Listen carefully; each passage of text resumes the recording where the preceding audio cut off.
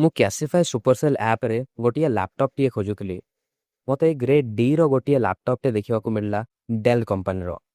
ଆପଣମାନେ ଦେଖିପାରିବେ ଏହାର କ୍ୟୁସି ରିପୋର୍ଟ। ମୁଁ ଏହାର କ୍ୟୁସି ରିପୋର୍ଟ ପଢ଼ିଲି ଏବଂ ଫଟୋ ଗୁଡ଼ିକ ଦେଖିଲି। ମୋତେ ଏହାର ଫିଜିକାଲ କଣ୍ଡିସନ୍ ଭଲ ଲାଗିଲା। ସେମିତି କୌଣସି ଡ୍ୟାମେଜ୍ ନଥିଲା। କେବଳ ଡିସପ୍ଲେର ଉପରେ ଏକଦମ ଟପ୍ରେ କୋଣରେ କେବଳ ଛୋଟିଆ ଡ୍ୟାମେଜ୍ଟିଏ ଥିଲା। ତାକୁ ଛାଡ଼ିଦେଲେ ଆଉ କୌଣସି ବି ଡିଫେକ୍ଟ ଏଥିରେ ମୋତେ ଦେଖିବାକୁ ମିଳିଲାନି ଏହାର ଫଟୋ ଗୁଡ଼ିକ ଦେଖିଲା ପରେ। ତାପରେ ଏହାର ସ୍ପେସିଫିକେସନ୍ସକୁ ମୁଁ ଦେଖିଲି। ଏଥିରେ ମୋତେ ମିଳୁଥିଲା 8 GB RAM, 512 GB internal storage, ଇଣ୍ଟେଲ୍ର i5 12 ଜେନେରେସନ୍ ପ୍ରୋସେସର ଏବଂ 2-in-1 ଡିସପ୍ଲେ। ମାନେ ଏହାକୁ ମୁଁ ଗୋଟେ ଲ୍ୟାପଟପ୍ ଭଳିଆ ଏବଂ ଏକ ଟ୍ୟାବଲେଟ୍ ଭଳିଆ ବି ୟୁଜ୍ କରିପାରିବି, ଟଚ୍ ସ୍କ୍ରିନ୍ ସପୋର୍ଟ ଯେହେତୁ କରୁଛି। ତ ମୋତେ ଏହି ସବୁ ସ୍ପେସିଫିକେସନ୍ସ ଯେଉଁ ପ୍ରାଇସ୍ ପଏଣ୍ଟରେ ମିଳୁଛି ତାହା ମୋତେ ଏକ ଭଲ ଡିଲ୍ ଲାଗିଲା।